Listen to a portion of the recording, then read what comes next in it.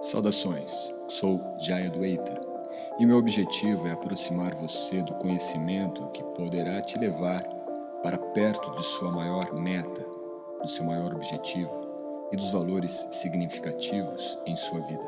Esta nova temporada nós traremos aspectos das tendências do yoga para a nova década, e isto poderá te ajudar, com base filosófica, teórica e prática, a desenvolver o seu mindset para que o yoga seja um instrumento mais adaptável à sua realidade e em sua evolução pessoal. Namaskar. Nosso podcast de hoje falaremos sobre um tema, um conceito, um princípio que certamente, se você compreender este princípio, este conceito e aplicá-lo em sua vida, garanto que em poucos dias toda a sua consciência de realidade sobre o mundo e sobre você poderá mudar. Mas antes de falar sobre este conceito, gostaria que você então anotasse este ponto, porque no episódio de hoje nós falaremos sobre Ahimsa, um tema tão almejado por muitos praticantes de yoga, por pessoas que estão ligadas ao yoga, que se interessam pela prática, pela filosofia, e um conceito que na verdade é difundido como a grande marca do yoga, Ahimsa, a não violência. Mas é justamente sobre esse ponto, e temos outros podcasts, inclusive no nosso canal e na nossa plataforma, vocês encontram outros podcasts também a respeito de Ahimsa. No nosso canal no YouTube também existem ali uma série de vídeos, séries de playlists sobre o Yoga Sutra e sobre Ahimsa. Mas neste podcast de hoje, o que eu quero falar é sobre um conceito um pouco mais profundo que está presente em Ahimsa.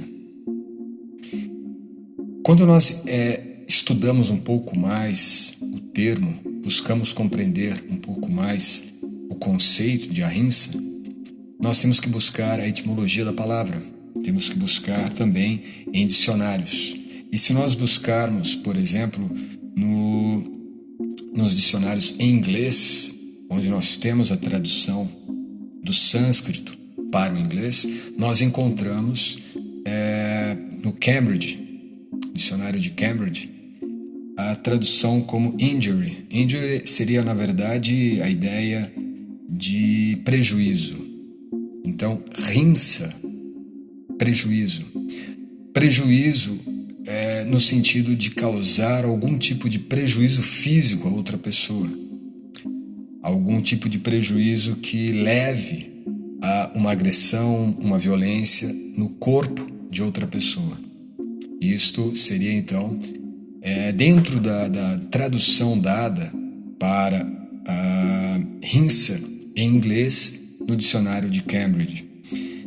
Agora, se nós pensarmos a ahimsa apenas como prejuízo físico a outra pessoa, é uma ideia, mas vamos tentar aprofundar um pouco mais. A ahimsa, a declinação, ou nós podemos dizer o prefixo a é de negação. Então nós teríamos ali a ideia de não prejuízo.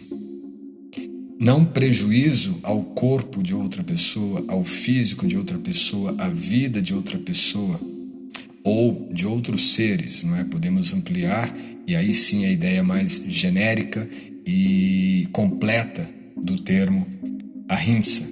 Então você não prejudicar ou não trazer nenhum tipo de prejuízo a qualquer tipo de ser vivo. Muito bem, esta é a ideia que está presente nas traduções que foram feitas a respeito da língua sânscrita no Ocidente com base nos primeiros indólogos. Primeiros indólogos estes que fizeram as suas pesquisas, suas buscas com o apoio da Companhia das Índias. Então nós temos nisto uma certa manifestação intencional, diríamos até de uma interpretação desses termos. Isso daria um outro episódio e nós podemos preparar isto na nova temporada, quando concluirmos a atual temporada, mas o que é importante destacarmos aqui é que a interpretação que foi dada nesses conceitos, a Ahimsa é um desses conceitos tão proliferados, diz respeito a uma definição, a uma interpretação que foi dada e que nós então cultivamos esta mesma ideia até hoje. Estou dizendo isso porque eu quero aprofundar um pouco mais, por isso eu disse no início deste podcast que a ideia é então, se você colocar em prática o que você compreender deste conceito que seria apresentado hoje, você poderia mudar a sua consciência em poucos dias, a sua consciência em relação a você, em relação à vida, em relação à realidade, em relação ao Criador, ao Supremo, e aí sim, claro, trazer uma mudança completa na sua vida, na sua existência. Eu vou querer aqui, então, utilizar dois conceitos, tanto o conceito de Himsa, quanto um outro conceito, ou um outro nome, um outro termo em sânscrito, que é Hamsa. Hamsa, certamente você conhece. Nós temos, por exemplo, o nome de um mestre indiano conhecido, Paramahamsa Yogananda. Paramahamsa, na verdade, é um nome, uma nomenclatura dada a pessoas que têm, então, uma qualidade, e não é unicamente de Yogananda, esse nome muitos outros mestres receberam, que representa, o termo Hamsa significa você ter a capacidade parecida com a do cisne. Na verdade, Hamsa significa cisne. E por que ter uma capacidade semelhante à do cisne? O cisne é a única ave capaz de conseguir sugar da água o leite. Imagine que se você colocar num copo d'água algumas gotas de leite, ou pelo menos alguns ml de leite, e misturar, o ganso é capaz de beber o leite. Isto segundo dizem as escrituras. Então, por isto, os mestres que possuem uma consciência elevada, eles são tão definidos como Paramahamsa. Mas por que Paramahamsa? Param transcendental, Hamsa. Eles conseguem, então, extrair algo do plano Param, do plano transcendental, do plano espiritual. Mas Hamsa, observe, é muito parecido com Himsa. Hamsa, Himsa. Eles não têm a mesma raiz fonética, a mesma raiz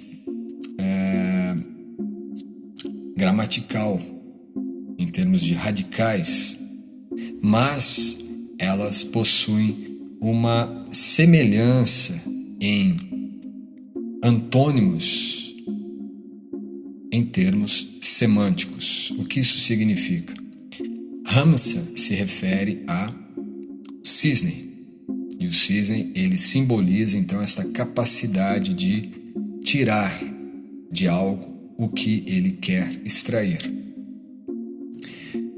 Himsa, como nós vimos, a tradução que foi trazida para nós comumente é dada como violência, então não violência, ou prejuízo, mas vamos pensar então em algo que você não consegue extrair. Hamsa, algo que você consegue extrair, o ato de extrair. Himsa, o ato de não extrair. Se nós então partirmos desta ideia básica, extrair e não extrair, e entender Himsa como não extrair, ou não absorver, nós começamos a compreender o conceito de Ahimsa de uma maneira um pouco mais profunda. Vamos pensar um pouco. Imagine que a consciência que nós temos capaz de adentrar algo, de mergulhar em uma situação, numa experiência, ou de absorver um conhecimento aprofundado, ou de extrair um sentido amplo de algo, ou de ter um insight, ter uma percepção espiritual. E nós extraímos esses insights, extraímos estas experiências, guardamos essas experiências dentro de nós, em nossa consciência. E a combinação de toda desses elementos que nós extraímos, que absorvemos, não subtrai o ambiente, a fonte, o elemento de onde extraímos. Essa é a característica de Hamsa. Já em Himsa, nós não conseguimos extrair naturalmente.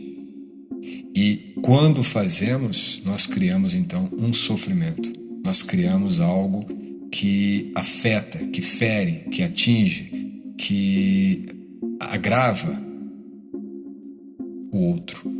Seja o outro uma situação, seja uma pessoa, seja um animal, seja um ambiente, seja um espaço, seja uma situação, seja uma condição, não importa. O conceito de Himsa, ele é muito mais amplo do que nós entendemos, do que nos ensinaram a respeito de Himsa. Imagine, por exemplo, se você está num ambiente sagrado. Você vai para um templo, você vai para uma igreja, você vai para uma mesquita, você vai para um ambiente que tenha as condições adequadas de você, então, extrair dali um conhecimento, extrair dali uma experiência, extrair dali algo que irá agregar em sua consciência, em sua experiência espiritual, um valor maior. E quando você sai desse ambiente, você não está levando embora qualquer coisa, a não ser a experiência em você. Agora imagine que você entra num ambiente, mesmo num ambiente como este, um templo, numa igreja, numa mesquita, num ambiente sagrado, num ambiente com a atmosfera, com a egrégora espiritual, mas você chega ali nervoso, agressivo, estressado, irritado. Podemos até enumerar isto dentro da ideia de gunas, sattva, rajas e tamas, mas vamos nos deter aqui apenas na questão emocional. Então você entra num ambiente destes com um estado emocional agressivo e você vai extrair dali algo, só que não será aquele mesmo elemento que você extrairia de chegar, entrar naquele ambiente de uma maneira mais receptiva, de uma maneira mais preparada, alinhada, harmonizada para receber. Mas você está chegando para criar uma confusão, criar uma desarmonia, criar uma frequência vibracional diferente daquela que aquele ambiente proporciona. Então você está ali criando uma situação de Himsa, você não está extraindo, você não está absorvendo algo. Você está criando uma condição na qual você irá absorver aquilo que você mesmo está criando. E esse é o ponto principal do conceito de Ahimsa e que não é tratado. Porque quando nós cometemos um ato seja ele de violência, seja ele de agressão, seja ele de prejuízo ao outro, de um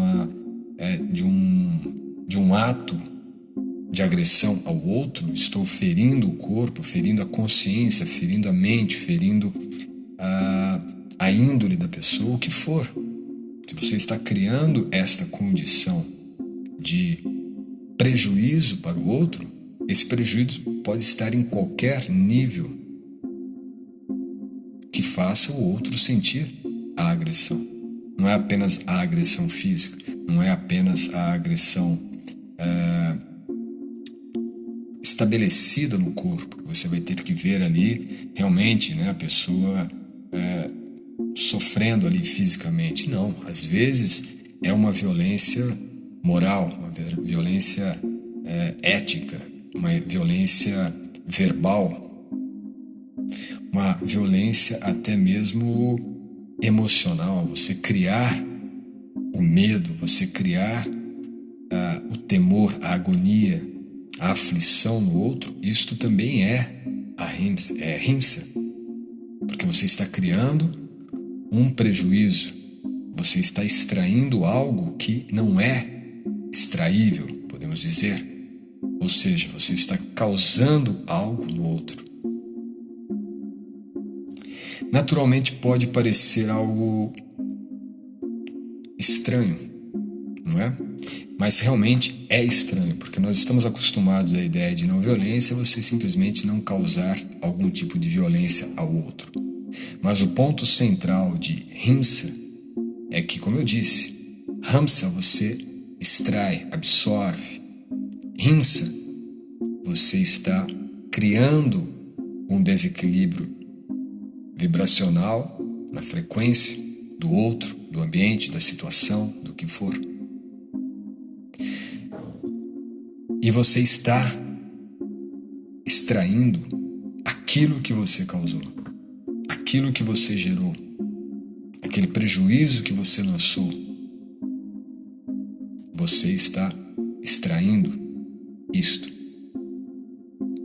Então, quando se pensa a himsa, não é apenas o ato de não cometer a violência no outro, porque o outro terá realmente consequências, terá um sofrimento, terá um prejuízo.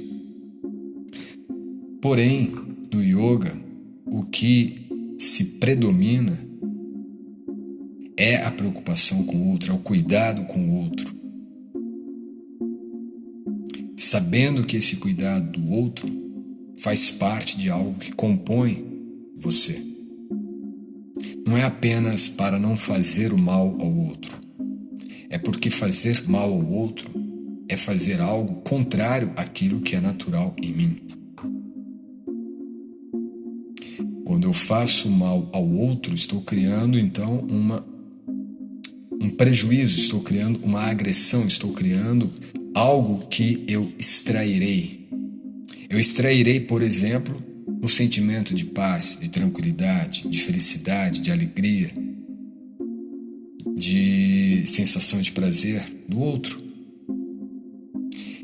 E eu não estarei trazendo para mim essas sensações. Não ocorre uma simbiose em que eu estou gerando sofrimento no outro e criando prazer em mim.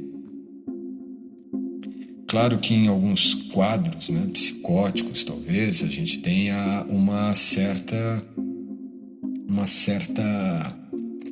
nuance disto, não é? Mas não vamos considerar a questão psíquica, vamos considerar realmente a questão de frequência vibracional, a questão kármica, mas principalmente a consciência. Porque o que está em questão no aspecto de hamsa e himsa nada mais é do que a consciência que está nesta ação de gerar um prejuízo, uma dor, um sofrimento, uma violência no outro. Porque causar isto no outro, na verdade, está causando em mim. Porque cometer esse tipo de ação contrário e criar esta condição no outro é algo que se confronta com o que é natural em mim. Este é o ponto mais importante de ahimsa. Porque, por exemplo, a pessoa pode ter uma postura de ahimsa, de proteger os animais, de não querer causar nenhum tipo de aflição nos outros, nas pessoas, não gosta de criar, né, uma situação de estresse ou de desequilíbrio, desarmonia em ambientes, mas ela cultiva inveja, ela cultiva a raiva, ela cultiva a ira, ela cultiva elementos sutis nela. E por mais que ela não expresse isto no outro, um ato que ela define para o outro estará carregando aquele sentimento, aquela energia, aquela vibração. E aí a pessoa fica sempre insatisfeita, infeliz, cria condições que parecem desarmoniosas. Mas eu tenho um comportamento benéfico com as pessoas, eu cuido dos animais, eu não como os animais, mas eu tenho todo um ambiente interno em minha consciência que, de alguma forma, está cultivando rinça ainda, de criar intriga, de criar competitividade, competição, e quando começa a mexer no caráter do outro, quando começa a mexer em elementos que são um pouco mais refinados na nossa consciência, e sem que ninguém perceba, você está, de alguma forma, modelando o comportamento daquela pessoa. Você começa, então, a estabelecer certos parâmetros que podem se tornar doutrina, uma crença. E você faz a pessoa, então, mudar alguns comportamentos nela que, ao seu ver, podem ser interessantes. Você pode ter, por exemplo, um interesse pessoal nisto. Mas e para o outro? Isso é muito comum, por exemplo, em situações em que você tem pessoas que aparentemente são boas, às vezes são até líderes de instituições de caridade, trabalham, para o bem-estar das pessoas, mas tem ali, por exemplo, desvio de verba, um caixa 2, ou seja, a fachada é bonita, está bem decorada, está bem cuidada, não é? Tem entoação de belas canções, orações, mantras, mas pode ter ali algo não muito convincente. E nós não vemos nisso, talvez, rinça. Achamos que toda aquela exibição, de paz, de leveza, de caridade, e desconsideramos, de repente, um comportamento ilícito que tem por trás disto. Mas aquele comportamento ilícito que ninguém está vendo, rinça, está modelando a consciência daquela pessoa. E por mais que ele não veja, o ato ruim de prejuízo, de agressão, de violência no outro, na comunidade ou onde for, ele ainda assim estará cometendo a violência. E a violência que ele estará cometendo é diretamente contra ele mesmo. Claro que as pessoas, todo aquele grupo, terá também resultados desta violência, deste ato agressivo, deste ato de prejuízo. Mas o maior prejudicado é aquele que comete o ato.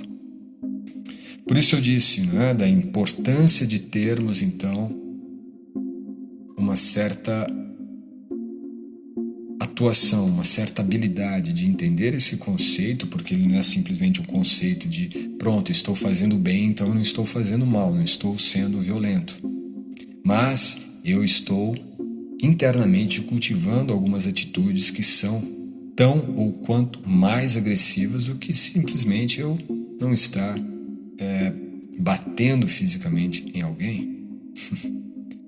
Mas, claro, nós temos uma visão ainda um pouco externa da situação, um pouco externa das pessoas, não consideramos muitas vezes constituintes ali mais profundos do nosso ser, da nossa alma, da nossa consciência. Mas é na nossa consciência, no estado realmente mais profundo do ser, onde devemos começar a praticar este ato de ahimsa. Não apenas colocar roupa branca, uma bandeirinha branca, falar de paz, falar de amor, fazer, né? E tudo bem, mas ter um comportamento interno, um comportamento até às vezes verbal, um comportamento moral, um comportamento que de alguma forma está criando um lapso na consciência, tanto do próprio ser, tanto de você mesmo, como também do outro que está se relacionando com você.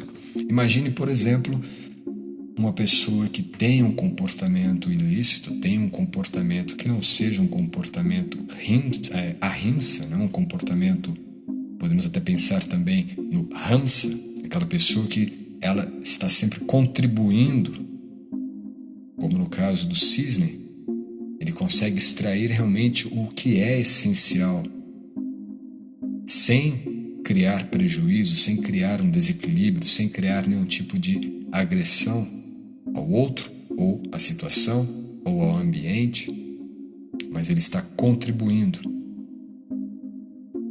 Uma consciência realmente de levar algo, de promover algo, de beneficiar com algo, de agregar com algo, de somar, de favorecer, de entregar. Tudo isto é Bhakti.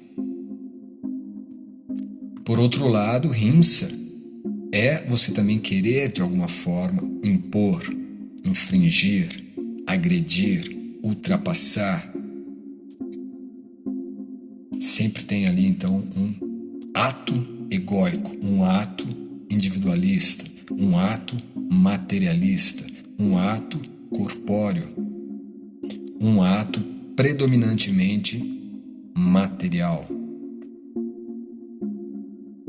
E que, levando para um ponto até mais extremo, podemos até considerar um ato ateísta. Portanto, então, entender a Ahimsa no sentido mais amplo e profundo da palavra pode nos trazer, então, uma mudança significativa na consciência. E esse é o objetivo da prática de Ahimsa. Não é simplesmente não colocar o bichinho no prato, mas fazer coisas piores com um outro bichinho de duas patas, um ser humano, com o sentimento do outro, afetar as emoções dos outros, manipular os sentimentos dos outros. Tudo isto é Himsa. Tudo isto é criar prejuízo, tudo isso é criar agressividade, tudo isso é criar uma invasão. Portanto, o yogi, ele deve ter uma postura em sua consciência de ahimsa. A sua consciência ela está sempre ali para oferecer, para se entregar, para doar, para dar. É um princípio nosso também no Ocidente, a caridade, a penitência. No yoga também. O jagya, o sacrifício, a caridade e a penitência. Isso é dito no Bhagavad Gita, que é essencial. Mesmo aqueles que já estão num estado liberado, aqueles que estão autorrealizados, eles devem permanecer ainda realizando sacrifícios, atividades piedosas e caridade. É natural e é essencial, porque é através disto que ele desenvolverá estes princípios da consciência que correspondem aos princípios naturais da alma. Como eu disse, não é natural eu cometer algo que seja para prejudicar o outro, agredir em qualquer nível. Não é natural. Se eu sinto algum tipo de satisfação em criar prejuízo ao outro, prejudicar o outro, é porque eu não estou consciente realmente de mim. Estou consciente apenas do corpo, do ego, da individualidade ou do individualismo, melhor dizendo, e naturalmente eu estou desconsiderando o outro como também uma alma, uma consciência, uma outra individualidade. Então, ahimsa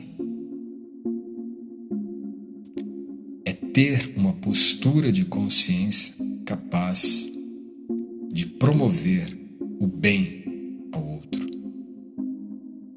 Não é apenas não cometer o mal, mas promover o bem. Extrair o máximo daquilo que possa ampliar o bem para o outro. Veja então que é uma lógica contrária. Eu estou extraindo, mas o que eu estou extraindo na verdade está gerando mais benefícios ainda para o outro. Por exemplo, quando eu morava no templo, eu tinha ali, nos finais de semana, recebíamos hóspedes, pessoas que iriam passar o final de semana para se espiritualizarem, conhecerem, terem acesso às escrituras, às práticas, meditar, participar dos rituais, não é? E elas iam para esse ambiente, para o templo, e elas recebiam algo ali. Elas saíam de lá, elas extraíam muitas coisas. Porque nós estávamos lá como monges, como os responsáveis, né, pelas atividades, estávamos ali realmente para extrair o quê? A ansiedade das pessoas, as aflições materiais, as preocupações materiais, as ilusões. Estávamos ali para extrair, não somente isso, mas também extrair o melhor de um relacionamento com elas, o melhor do que nós pudéssemos realmente mostrar para essas pessoas. E muito do que pude aprender, de todos aqueles que moraram, né, que moram ainda, ou que passaram a temporada em templos, sabem, porque isso a gente leva para a vida. E isto transforma muito a nossa consciência. Pois é na consciência que reside este ato. Não só desse conceito de ahimsa que está sendo dito hoje no podcast, mas também no episódio anterior que nós falamos de modéstia. E no primeiro episódio dessa temporada nós falamos de humildade. Então veja, são 3 pilares, 3 princípios muito importantes. E esta temporada nós estamos então falando sobre como poderá ser o yoga, né? Ou o que esperar, ou quais as tendências do yoga para os próximos 10 anos. E mais do que tentar prever, porque ninguém tem bola de cristal, a proposta maior aqui é de extrair. Extrair o quê? A ignorância, extrair a escuridão, extrair a ausência do conhecimento e entregar o quê? O conhecimento.